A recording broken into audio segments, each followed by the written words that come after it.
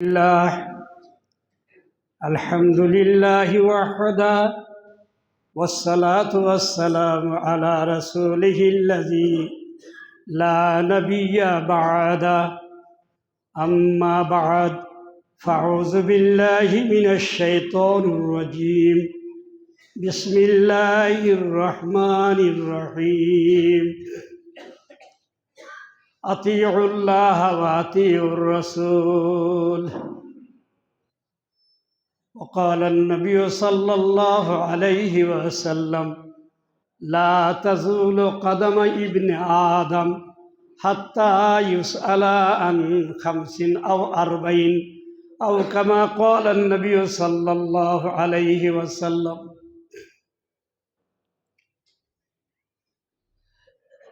মুআজ্জাজ সামিনী কিরাম, মাথা ছাপুড়ে বসে থাকবেন। মাথা ছাপুড়লেন মানে আপনাকে ঘুম ধরবে। ধ্যানটা যেন আপনার থাকবে আমার দিকে, যেহেতু হাদিস ও কোরআনের কথা আলোচনা করব। এটা কোনো নভেল নাটকের জায়গা নয়, ফলে ঘুমাবো এই কথাটা কেউ ভাববেন না। ধ্যান থাকে যেন আপনার আমি কি বলছি এই কথার দিকে।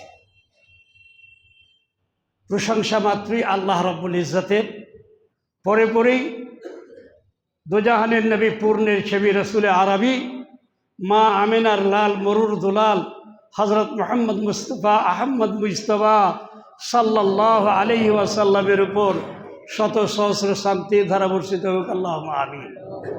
আল্লাহুম্মা সাল্লি আলাইহি বারিক ওয়া সাল্লিম। যখনই আমি গত জুমাই নয় তার আগে জুমাই বলেছিলাম যে সংশোধনমূলক আলোচনা, এই জায়গাটা এমন একটা জায়গা যেখানে কেসা কাহানি বলে সবাই কাটার জায়গা নয়। এখানে আপনার আমার চরিত্রের কি সংশোধন দরকার, আপনার আমার জীবনে চলার পথে কি করণীয় দরকার, সেই সমস্ত জিনিসগুলোই আলোচনা থাকবে। আমরা অনেকেই নামাজ পড়ি, অনেকেই পড়ি না। যারা পড়েন না তাদের হিসাব যে হাসরের প্রান্তরে কি হবে তারাই জানেন, আর আল্লাহ জানেন। তবে আমরা যেটা হাদিস ও কোরআনের মাধ্যম দিয়ে পাই, সেটা আল্লাহর রসুল সাল্লাল্লাহু আলাইহি সাল্লাম বলেছেন, আউয়ালু মা ইউহাসাবু ইয়াউমাল কিয়ামতি আস-সালাত, যে কিয়ামতে সর্বপ্রথম যে জিনিসটা হিসাবের জন্য আসবে, আপনার আমার সামনে যে জিনিসটাকে সর্বপ্রথম হিসাবের জন্য কায়েম করা হবে সেটাই হচ্ছে নামাজ। আউয়ালু মা ইউহাসাবু ইয়াউমাল কিয়ামতি আস-সালাত। নামাজ সম্বন্ধে প্রথম জিজ্ঞাসা করা। এজা সালুহাত সালুহাত সাইরু আমালিহি ওয়া ইজা ফাসাদাত ফাসাদাল সাইরু আমালিহি। ওই নামাজের যদি আপনার অ্যানসারটা ঠিক জায়গায় যায়, ইন সালুহাত সালুহাত সাইরু আমালিহি, তাহলে সমস্ত আমল আপনার সঠিক জায়গায় যাবে। যদি সেই জিনিসটা গোলমাল হয়ে যায়, ফাসাদ হয়ে যায়, উত্তরে যদি সঠিক জায়গায় না যায়, তাহলে কি হবে? ফাসাদাত সাইরু আমালিহি, আপনার সারা জীবনের বেঁচে থাকাটা ব্যর্থ হয়ে যাবে। কি ভাবছেন নামাজ পড়লাম না আমি সঠিক? আপনাকে আল্লাহ তাবারক ওয়া তাআলা যদি আল্লাহর দিনগুলিকে, আল্লাহর কাজগুলোকে যদি না করেন, তাহলে আপনাতে আর গরু ছাগলে, আপনাতে আর অন্য জন্তুতে কোনো পার্থক্য নেই। কিন্তু একটা জায়গায় পার্থক্য হয়ে যাবে, আপনার জীবন গরু ছাগলের জীবন একই, কোনো পার্থক্য নেই। এটা আমি বলছি না, কোরআন বলেছে। কোরআন বলেছে যে যার কান আছে, চোখ আছে, দিল আছে, তারপরেও যদি শরীয়তের কথাগুলোকে সঠিকভাবে মেনে চলার চেষ্টা তার যদি না থাকে, উলাইকা কাল আনাম, তারা চতুষ্পদ জন্তুর নাই, বালহুম আজাল উলাইকা হুমুল গাফিলুন। এটা আমি বলি না। তবে পার্থক্য কোন জায়গায় হয়ে যাবে?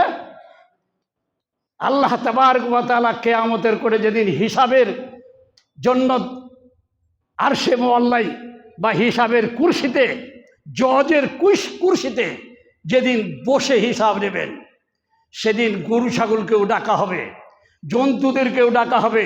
যার শিং ছিল না, শিংওয়ালা জন্তু তাকে মেরেছে, তার ফাইসালাটা হয়ে যাবে, যাও তোমার শিং দিয়ে দিলাম, ওরকে মেরে দাও, যেমনভাবে তোমাকে মেরেছিল তেমনিভাবে মেরে দাও, যাও মাটি হয়ে যাও। মানুষকে কিন্তু সে জায়গায় ছাড়বে না। তোকে আমি ওয়ালাকাদ কাররামনা বানি আদম, তোকে আমি সর্বশ্রেষ্ঠ মানুষ হিসাবে তৈরি করেছিলাম, তো সর্বশ্রেষ্ঠ জাতি হিসাবে আমি তোকে তৈরি করেছিলাম। আশরাফুল মাখলুকাত তোর উপাধি ছিল। তুই তোর আশরাফিয়াতের পরিচয় দিতে পারিসনি। তোকে যেভাবে যে সম্মানে দিয়েছিলাম সেই সম্মান তুই রক্ষা করতে পারিস। অতএব আজ তোর হিসাব জাররা বরাবর ছাড়া যাবে না, ছাড়বে না। মালে হাজাল কিতাব লা ইউগাদিরু সাগীরাতাও ওয়ালা কাবীরা। আশ্চর্য হয়ে যাবে আপনার হাতে যখন আপনার জীবনের কর্মসূচি, আমলনামা, খাতা আপনার হাতে যখন দেওয়া হবে, তখন আপনিও আশ্চর্য হয়ে বলবেন, মালে হাজাল কিতাব, এ কি কিতাব রে ভাই? লা ইউগাদিরু সাগীরাতাও ওয়ালা কাবীরা ইল্লা আহসাহা, যে যেখানে ছোট্ট থেকে ছোট্ট জিনিসটাও ছাড়েনি, বড় জিনিসটাও ছাড়েনি। বড় তো ছাড়েইনি, একদম ছোট্ট জাররা বরাবর যে জিনিসটা সেটাও ছাড়। বাইরে আমার সংশোধনমূলক আলোচনা ঠিক করে নেবেন। আমি বেশ দু এক জমা থেকে মনে করছি বলবো কথাটা হচ্ছে যে যেটা আল খায়রু কুল্লুহু ফিল ইত্তেবা লা ফিল ইবতেদা। আল খায়রু কুল্লুহু ফিল ইত্তেবা লা ফিল ইবতেদা। যত ভালাই সব অনুকরণে, নতুনত্বে কোনো লাভ নেই। নতুনত্ব যেখানে তৈরি করা যাবে সেই জায়গাটা ক্ষতির জায়গা। আপনারা জানেন, নামাজ পড়তে এসেছেন, আজানের পরে আপনার দায়িত্ব হচ্ছে খোঁজ বাসনা। তবে 2 রাকাত নামাজ পড়ার জন্য পারমিশন দিয়েছেন আল্লাহ রসুল, আদেশ দিয়েছেন যে তোমার খুতবা চললেও তুমি 2 রাকাত নামাজ পড়বে। এসেছি, দেরি হয়েছে, হলো তো কি হলো, 4 রাকাত পড়ে, 6 রাকাত পড়ে নিজের মন মতন। ওই 4 রাকাত যদি পড়েন, 2 রাকাত আপনাকে গুনহার জায়গায় নিয়ে যাবে। কেননা যে আল্লাহ রসুল আদেশ করেছেন 2 রাকাত নামাজ পড়ার জন্য, যে খুতবা চলছে সেই সময় তোমার 2 রাকাত নামাজ পড়ার জন্য, তাও আবার হালকা করে। সূরা বাকারার 2-4 রুকু পড়ে প্রথম রাকাত পড়বো, তারপরে রাকাতে সূরা আলে ইমরানের 2-4 রুকু পড়বো না, হালকা করে বলেছেন 2 রাকাত নামাজ পড়বেন, যেখানে ছোট্ট সূরা দিয়ে খুব অল্প রুকু এবং সেজদার তাসবিহগুলো পড়ে সালাম ফিরাবার চেষ্টা করবেন। কোনো অনুমতি নেই 4 রাকাত পড়ার। আপনি 4 রাকাত পড়লে 2 রাকাতের জন্য আপনার গুনাহ হবে, ভালো কাজ হলেও। কেন? যে আল খায়রু কুল্লুহু ফিল ইত্তিবাই লা ফিল ইবতিদা। আর একটা জিনিস, এখন জারের সময় অনেকেই নামাজ পড়ার সময় মাফলার দিয়ে মুখটাকে ঢেকে দিচ্ছেন। জানেন যে আপনার মুখ ঢেকে নামাজ পড়া যাবে কি? তা জিজ্ঞাসা করেছেন কোনোদিন? না নিজের মন মতন? আপনি যখন আল্লাহর সঙ্গে কথা বলবেন, একজন আপনার খুব কাছের ব্যক্তি, তার সঙ্গে কথা বলছেন এইদিকে মুখ ঘুরে, আর ও আছে এই পেছন দিকে, কথাটা ঠিক হবে? ঠিক হবে না বেঠিক হবে? ও বলবে, আব্বা তুমি কেমন ভালোবাসো যে আমার দিকে মুখ না ঘুরিয়ে, পাছা ঘুরিয়ে অন্যদিকে মুখ ঘুরিয়ে আমার সঙ্গে কথা বলছো। তো আল্লাহর সঙ্গে যখন আপনি কথা বলছেন, আল্লাহর কাছে যখন এসে হাজির হয়েছেন নিজের উপকারের জন্য, সেখানে আপনি মুখ ঢেকে নামাজ পড়ার অধিকার আপনার নেই। মুখ খুলে নামাজ পড়তে হবে, নিচে দিকে গলা ঢাকুন, থুতনি থেকে ঢাকুন, কিন্তু লব দুটাকে ঢাকতে পাবেন না। এটা আপনি মাথায় রাখবেন। আল্লাহর নবী হুজুর আকরাম সাল্লাল্লাহু আলাইহি সাল্লাম বলছেন যে, হে আমার উম্মত বর্গ, শুনে রাখো, এমন জায়গায় তুমি হাজির হবে, এমন জায়গায় তুমি হাজির হবে, লা তাজুলু কাদামা ইবনে আদম, যে সেখানে তোমার পা নড়াবার অধিকার নেই। যে আমি নিজের ইচ্ছায় পাখাটাকে নড়ে এক জায়গা থেকে আরেক জায়গায় সরে যাব, রোদ লাগছে একটু ঠান্ডাকে ছায়াকে যাব, কোনো অধিকার নেই। কতক্ষণ পর্যন্ত অধিকার নেই? কতক্ষণ পর্যন্ত আপনার ওই জায়গা থেকে নড়ার অধিকার নাই? তা আল্লাহ রাসূল বলেছেন, লা তাজুলু কাদামা ইবনে আদম হাত্তা ইউস আলা আন খামসিন আও আরবাইন, যে যতক্ষণ পর্যন্ত তাকে 4টি প্রশ্ন না করা হবে ততক্ষণ পর্যন্ত সেই কিয়ামতের মাঠে পা নড়বে না। খুব সহজ মাঠ, খুব আরামের মাঠ। আল্লাহ রাসূল বলছেন, এত আরামের মাঠ যে সেই জায়গায়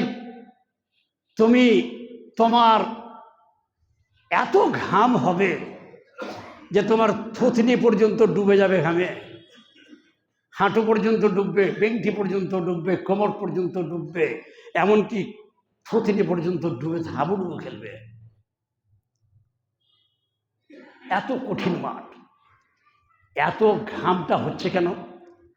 গরমের সময় কোথায় সূর্য আছে, একটু রোদে থাকলে শরীর ঘেমে ডুবে, তো সেই জায়গায় মাথার উপরে আপনার সূর্য থাকবে, চাহে 1 বিত্তা দূরে থাক, চাহে 1 মাইল দূরে থাক, এত কাছে থাকবে, আর তার পূর্ণ কিরণ বিকশিত করবে, পূর্ণ কিরণ ছড়াবে, আর সেই ছড়ানোর কারণে এত ঘাম হবে।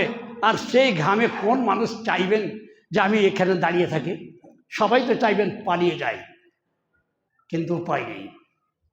সাহায্য চাইবেন কাউরি কাছে, যে দেখি মার কাছে একটু সাহায্য নেই, এই জায়গা থেকে একটু হটাতে পারি কিনা। বাপের কাছে সাহায্য নেই, ভাইয়ের কাছে নেই, বন্ধু বান্ধবদের কাছে নেই, আত্মীয় স্বজনের কাছে নেই, গ্রামবাসীর কাছে চেষ্টা করি, কোনো লাভ হবে না। ইয়াউমা ইয়াফিরুল মারউ মিন আখিহি ওয়া উম্মিহি ওয়া আবিহি ওয়া সাহিবাতিহি ওয়া বানিহি লিকুল্লি ইমরিইম মিনহুম শানুন ইউগনি ওয়াজুহুন ইয়াওমাইযিন মুসফিরা যাহিকাতুম মুস্তাবশিরা ওয়া ওয়াজুহুন ইয়াওমাইযিন আলাইহা গাবারা তারহাকুহা কাতারা উলাইকা হুমুল কাফারাতুল ফাজারা। কোরআন ঘোষণা করেছে যে সেই দিন কোনো লাভ নেই। একটা নেকির অভাবে যদি তোমার অবস্থাটা খারাপের পথে চলে যাচ্ছে, সেই নেকিটুকু সঞ্চয় করার জন্য মায়ের কাছে, বাপের কাছে, সন্তানদের কাছে, বন্ধু বান্ধবের কাছে, গ্রামবাসীর কাছে যাবে, কিন্তু কোনো লাভ হবে না, কোনো লাভ হবে না। তোমার যুগকে যেমন তেমনি থাকবে। তাহলে পাবেন কোথায়? পাবেন কোথায়? পাবেন এমন জায়গায় যাকে আজকে ভালোবাসি না, যাকে আজকে মনে ধরে না, যাকে আজকে দূরে সরিয়ে রাখি, ইচ্ছায় থাকে না, তো তারা কিন্তু আপনাকে আমাকে সাহায্য করার জন্য ব্যস্ত ব্যাকুলতা নিয়ে দাঁড়িয়ে থাকবে, আপনার উপকারের জন্য, আমার উপকারের জন্য, যাদেরকে আমরা তাচ্ছিল্য মনে করি, ভালোবাসি না। যদি ভালোবাসতাম তাহলে দেখুন কতগুলো রাখা আছে, দেখুন কতগুলো রাখা আছে, খুঁজে দেখুন, পেড়ে দেখুন, ধুলোতে বোঝ লেগে আছে। কি আপনার দায়িত্ব ছিল না? আপনি কি কোনোদিন ভাবেননি যে একে আমি যদি ভালোবাসি তাহলে এ একদিন আমার সাথী হবে? এটা আমি বলছি না, সাথী হবে আমি বলছি না। আল্লাহর নবী হুজুর আকরাম সাল্লাল্লাহু আলাইহি ওয়াসাল্লাম নিজের পবিত্র জবানে বলে গেছেন, তো শাফাআনি ইয়াউমাল কিয়ামা আস-সাওমু ওয়াল কুরআন আও কামা ক্বালা নবী সাল্লাল্লাহু আলাইহি ওয়াসাল্লাম। আল্লাহর নবী বলছেন, কিয়ামতের কোর্টে যেদিন বিভীষিকাময় ময়দানে তুমি হাওতাজ করছো, তুমি যখন চিন্তায় বিভোর হয়ে গেছো, তবে যখন অসুবিধায় পড়ে গেছো, সেই অসুবিধার সময় তোমাকে তরিয়ে নেওয়ার জন্য, সেই অসুবিধার সময় তোমাকে বাঁচিয়ে নেওয়ার জন্য, সেই অসুবিধার সময়ে তোমার পাশে দাঁড়ানোর জন্য দাঁড়িয়ে আছে দুইজন জিনিস, দুটি বস্তু তোমার উপকারের জন্য দাঁড়িয়ে আছে, যাকে তুমি দুনিয়াতে ভালোবাসতে পারোনি, যারা ভালোবেসেছে তাদের জন্য দাঁড়িয়ে থাকবে। আস-সাওমু ওয়াল কোরআন, একটি হচ্ছে রোজা আর একটি হচ্ছে কোরআন। যদি ভালোবাসতাম, ফজরের নামাজের পরে, একটা প্র্যাকটিক্যাল বলছি, ফজরের নামাজের পরে বসে বসে কিছু সময় তাজকিরা করি, কিছু সময় জিকির করি, কিছু সময় আল্লাহকে ডাকি, সালাম ফেরা হয়েছে আর কতক্ষণে পালাবো, কতক্ষণে চলে যাব। কোনোদিন কি ভেবেছিলেন যে যদি আমি ফজরের নামাজ পড়ে বসে বসে 10 বার আল্লাহর নবীর প্রতি দরুদ পাঠ করি, তাহলে আল্লাহর নবী আমার জন্য সুপারিশ করতে বাধ্য থাকবেন, সুপারিশ করবেন? এটা তিনি নিজের জবানে বলে গেছেন যে যদি তুমি আমার প্রতি দরুদ পাঠ করো, তাহলে আমি তোমার জন্য কিয়ামতের কোর্টে সুপারিশ করব। আল্লাহ রসুল একদিন সাহাবায়ে কেরামদেরকে সামনে রেখে বলছেন, হে আমার সাহাবায়ে কেরাম, তোমরা কোনো এমন ব্যক্তি আছো যে 1 লাখ নেকি কামাবে? এমন কোনো আমল করে বা এমন কোনো কাজ করে, দান খায়রাত করে 1 লাখ নেকি হাসিল করবে? সাহাবায়ে কেরাম চিন্তিত হয়ে গেলেন যে তাই তো, 1 লাখ নেকি হাসিল করব, কি এমন কাজ করে? উত্তর হয় না। তাহলে আল্লাহ রসুল বলছেন যে যদি তুমি আল্লাহকে সন্তুষ্ট করার জন্য একবার সুবহানাল্লাহ বলো, তাহলে তোমার আমল নামায় 1 লাখ নেকি লেখা হবে। বলুন সুবহানাল্লাহ। তারপরে বলছেন যে যদি একবার আলহামদুলিল্লাহ বলতে পারো, তাহলে তোমার আমল নামায় 1 লাখ নেকি লেখা হবে। আবার বলছেন যদি একবার লা ইলাহা ইল্লাল্লাহ বলতে পারো, তাহলে তোমার আমল নামায় 1 লাখ নেকি লেখা হবে। আবার বলছেন যদি তুমি একবার আল্লাহু আকবার বলতে পারো, তাহলে তোমার আমল নামায় 1 লাখ নেকি লেখা হবে। তার জন্য আল্লাহ রসুল বলেছেন যে যদি তুমি ফজরের নামাজ পড়ে বসে সুবহানাল্লাহি ওয়ালহামদুলিল্লাহি ওয়া লা ইলাহা ইল্লাল্লাহ ওয়াল্লাহু আকবার 10 বার যদি পড়ো, তাহলে তোমার জন্য জান্নাত ওয়াজিব হয়ে যাবে। ইচ্ছা থাকে, ভাবি না কোনো সময় এই সমস্ত জিনিসগুলো অল্প খরচে বেশি লাভ বেশি। এখনই জোড়ার দোকানওয়ালা বলে যদি যে 1 কেজি ভিটামিনটা দিলে আপনার 1 বস্তা ইউরিয়ার জোড়ার কাজ হবে, কোন চাষি নেবেন না? কোন চাষি আছেন যে ওই ভিটামিনটা 1 কেজি ভিটামিনটা কিনবেন না? দাম দিয়ে কিনবেন। কিন্তু এই আমল আপনার যেখানে জিন্দেগি গঠন হবে, সেই জিন্দেগি যেখানে গঠন হবে, সেই জায়গায় কিন্তু রশক নেই, সেই জায়গায় লোভ নেই, সেই জায়গায় হির্স নেই, সেই জায়গায় চিন্তা নেই।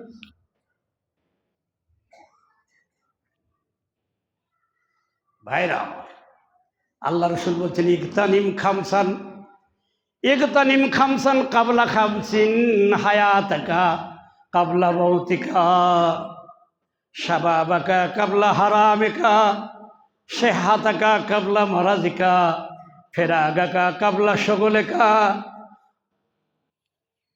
যে তোমরা ইগতানিম খামসান কাবলা খামসিন,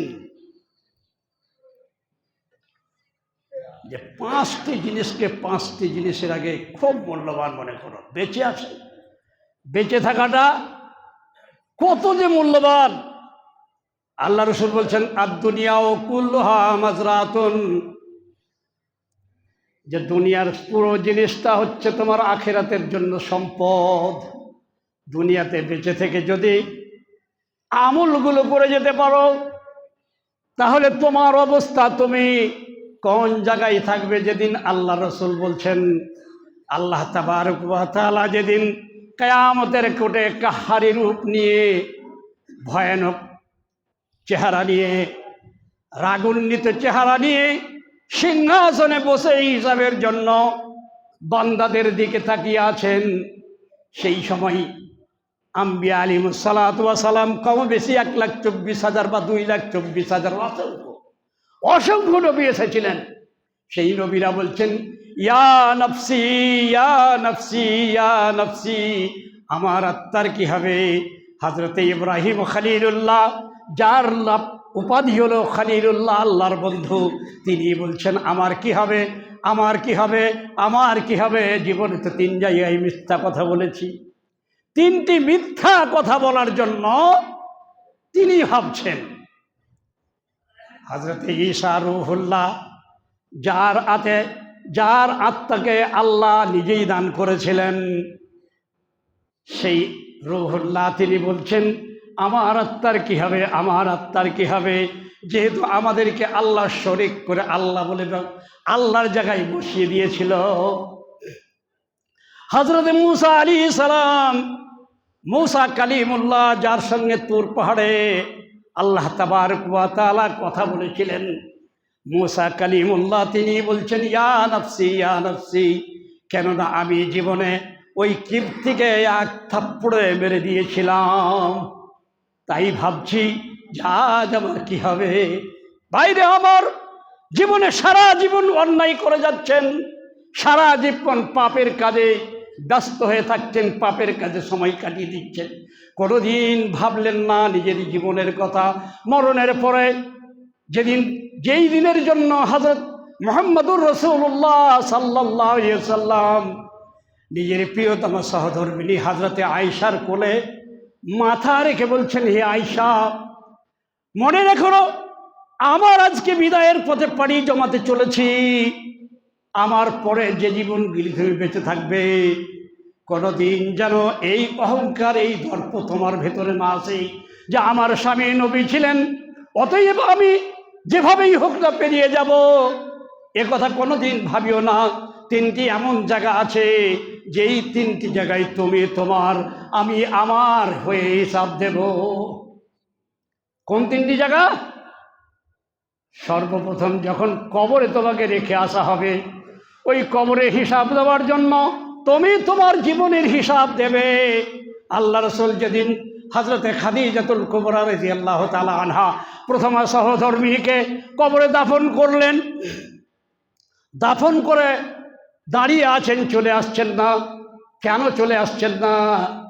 যে জানি না এই খাদিজার কবরে কি সওয়াল হবে, কি প্রশ্ন হবে। তার প্রশ্নের যদি আমি কিছু শুনতে পাই তাহলে তার প্রশ্নের উত্তরগুলো আমি যেন কিছু নিজের জবানে দিয়ে দেব। আল্লাহ তাবারক ওয়া তাআলা জিবরাইল আলাইহিস সালাতু ওয়াস সালামকে পাঠিয়ে দিলেন যে হে জিবরাইল, যাও যাও দেখো আমার প্রিয় দোস্ত মুহাম্মদুর রাসূলুল্লাহ সাল্লাল্লাহু আলাইহি ওয়াসাল্লাম কেন দাঁড়িয়ে আছেন। খবর দিলেন হে আল্লাহ, খাদিজার কিছু প্রশ্নের উত্তরের জন্য তিনি দাঁড়িয়ে আছেন।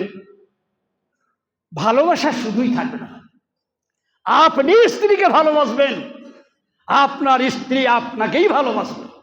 আর আপনি স্ত্রীকে যদি না ভালোবেসে অন্য জায়গায় আপনার ভালোবাসাকে ভাগ করেন, ডিভাইড করেন, তাহলে সে ভালোবাসা থাকবে না। খাদিজাতুল কুবরার কথা সকলেই জানেন যে যেদিন নবী আলাইহিস সালাতু ওয়াস সালামের বয়স 25 বছর, সেই দিন খাদিজা 40 বছরের রমণী বিবাহ হল। নবী আলাইহিস সালাতু ওয়াস সালাম দুস্থ, গরিব, কিছু নাই, ইয়াতীম। আর খাদিজা সেখানে ওই আরব কান্ট্রিতে সবচাইতে ধনাঢ্যশালী রমণী, বিবাহ হলো। স্বামীর দুঃখ দেখে স্বামীকে বলছেন, স্বামী এত দুঃখিত আপনি কেন, এত দুঃখিত আপনি কেন? বোধহয় আমি বয়স্কা আর আপনি কম বয়সের, তাই আমাকে বিবাহ করে ভাবছেন যে ঠকেছি। তো আল্লাহ রাসূল বলছেন, না খাদিজা, তা নয়, সেটা নয়। আমার দুঃখ যে আজকে আমি তোমাকে স্ত্রী রূপে পেয়েছি, বাসর ঘরে এসেছি, তোমার কাছে আমার কিছু উপঢৌকন দেওয়ার দরকার ছিল, কিন্তু আমি যে ইয়াতীম, আমি যে গরিব, আমার মা নেই, আমার বাপ নেই, তাই আমি তোমাকে কিছু দিতে পারলাম না বলে আমি দুঃখিত। তখন খাদিজা বললেন, ইয়া রাসূলুল্লাহ, হে আমার নবী, হে আমার সাথী। তখন নবী হননি, হয়তো টানে বলে